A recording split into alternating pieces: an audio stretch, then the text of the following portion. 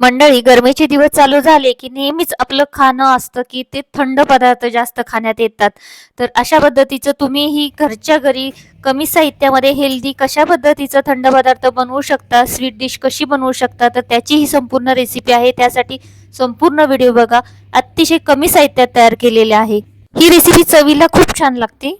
नमस्कार मंडळी, स्वागत आहे आपलं संगीता सोमी किचन मध्ये. चला तर मंडळी, रेसिपी तर तुम्ही बघितलीच असेल. अप्रतिम अशी रेसिपी आणि अगदी कमी साहित्यामध्ये तयार होते. झटपट तुम्ही मुलांना बनवून देऊ शकता. जेव्हा पण काही गोड खायची इच्छा होते तर अशा पद्धतीची रेसिपी जरूर बनवा. चला तर मग आपण रेसिपी सुरू करूया. तर रेसिपीसाठी इथे मी 2 केळी घेतलेली आहेत आणि ही कोको पावडर घेतलेली. कोको पावडर कोणत्याही कंपनीची तुम्ही घेऊ शकता. फक्त केळी घेताना थोडीशी ना एक काळजी घ्यायची की पिकलेली केळी घ्यायची नाही, थोडीशी कडकवाली घ्यायची, म्हणजे फ्रेश केळी असतील ना ती घ्यायची. 1-2 दिवस आधी आणून ठेवले तर नंतर ती घेतली असं नाही. जेव्हाच तेव्हा आणाल ना लगेच बनवा, म्हणजे त्याची छान अशी रेसिपी तयार होते. बघा आता ही 2 केळी ती मी कट करून घेते सुरीने आणि त्यानंतर आपण एक मिक्सरचं भांड घेऊया. त्याच्यामध्ये ही केळी लगेच घालून घ्यायची. ही रेसिपी ना झटपट बनवा, म्हणजे कसं खराब होत नाही.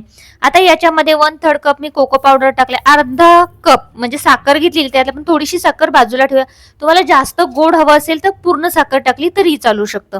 आता याच्यामध्ये दूध घालताना मी 1 कप दूध घेतलेले, त्यातील अर्धा कप दूध मी आता घालणार आहे आणि मिश्रण बारीक केल्यानंतर जसं लागल तसं आपण त्याच्यामध्ये आणखीन दूध आहे ते ऍड करणार आहे. थोडंसं फिरवून घ्यायचं व्यवस्थित, मग ते बारीक होतं.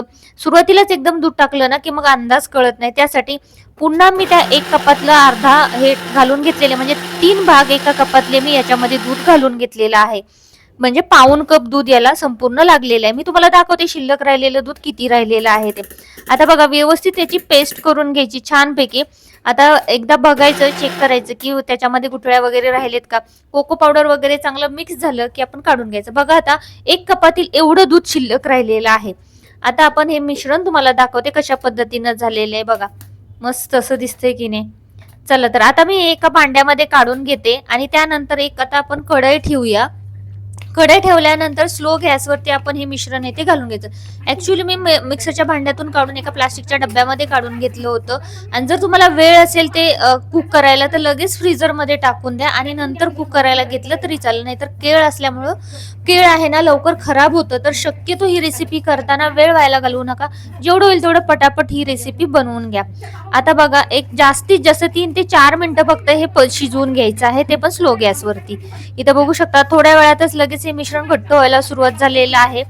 आता गॅस आहे तो एकदम स्लो वरती ठेवलेला आहे. थोडंसं गरम केलं ना की काय होतं, जी कोको पावडर वगैरे असते ती शिजली जाते आणि त्याचा फ्लेवर कच्च्यापणाचा राहत नाही. आता आपण हे मिश्रण आहे ते असंच चांगलं मिक्स करून घ्यायचंय, जेणेकरून त्याच्यामध्ये गुठळ्या तयार होणार नाहीत. तुम्ही नुसतं ठेवलं तर एकसारखं तर त्याच्यामध्ये गुठळी तयार होऊ शकते. अशा पद्धतीने सारखं हलवत घ्यायचंय. गॅस एकदम स्लो वरती ठेवायचा आहे. 3 ते 4 मिनिटं जास्तीत जास्त हे शिजवून घ्यायचे. त्यानंतर गॅस आहे तो बंद करून घ्यायचा.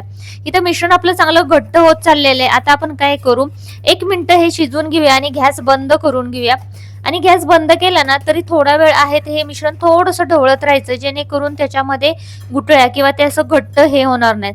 बघा आता आपण गॅस बंद करून घेतलेला आहे. थोडं थंड झालेलं आहे, मी हलवून घेतलेले आणि त्यानंतर आपण एका स्टीलच्या भांड्यामध्ये ते काढून घेतलेले. तुम्ही काचेच्या भांड्यामध्येही काढून घेऊ शकता.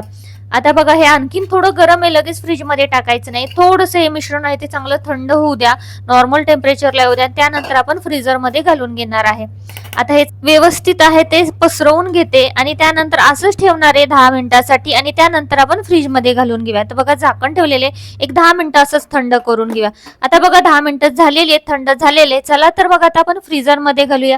फ्रीजरमध्ये ठेवायचं, 1-2 तासानंतर काढून तुम्ही सर्व करू शकता.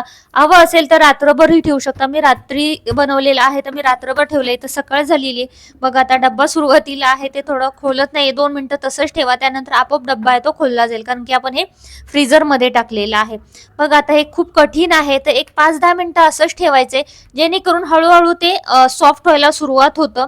बघा अशा पद्धतीच्या वड्या करू शकता किंवा मग तुमच्याकडे आईस्क्रीमचा चमचा असेल त्यानेही तुम्ही काढून घेतलं तरीही चालू शकतं. फक्त थोडंसं सॉफ्ट होऊन द्या मग तसं. आणि तुम्हाला जर वड्या करायच्या तशा लगेच वड्या करा, म्हणजे तुम्हाला तुकडे करून त्याचे व्यवस्थित मुलांना खायलाही देता येतील. बघा काय मस्त अशी रेसिपी झटपट तयार झाली. जेव्हा पण असं तुम्हाला खायचे, आणि यामध्ये आपण केळ वापरलेले, म्हणजे हे हेल्दी आहे, जास्त असं बाहेरचं काही साहित्य वापरलेलं नाहीये. त्यामुळे अशा पद्धतीचं झटपट ह्या उन्हाळ्यामध्ये मुलांना बनवून तुम्ही देऊ शकता. मस्त आपली स्वीट डिश इथं तयार झालेली आहे. याच्यावरती आता डेकोरेट करण्यासाठी काय करायचं, थोडंसं चॉकलेट सिरप घालायचंय आणि चॉको चिप्स सर्व करायचे. बघा काय मस्त असं दिसते, बघूनच तोंडाला अगदी पाणी सुटेल. आणि जसं तुम्ही 5 मिनिटं हे फ्रीजर मधनं काढून बाहेर ठेवाल ना, ते आपोआप सॉफ्ट व्हायला सुरुवात होते. आता हे पूर्ण फ्रीज मध्ये ठेवले आणि लगेच मी कट करून घेतलेलं आहे. तुम्हाला खायच्या आधी 10 मिनिटं डब्बा बाहेर काढून ठेवा आणि मग सर्व करा.